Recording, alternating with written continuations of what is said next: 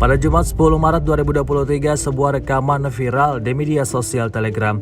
Dalam rekaman tersebut, laki-laki menunjukkan aksi kekejaman angkatan bersenjata Rusia yang menyerang titik pertahanan Ukraina.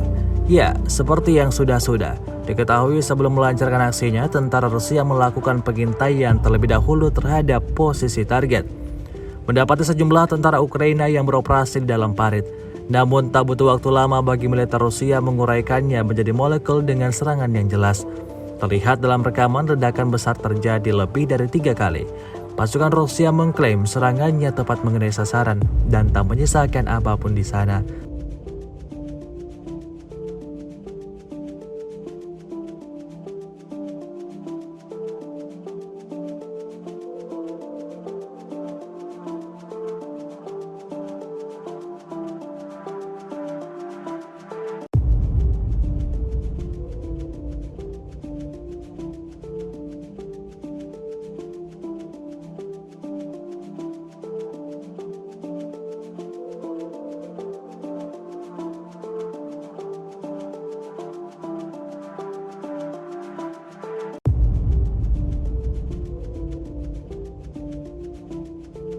Dilaporkan Rusia, 399 pesawat Ukraina, 218 helikopter, 3.366 kendaraan udara tak berawak, 410 sistem rudal anti pesawat dieliminir sejak awal operasi khusus.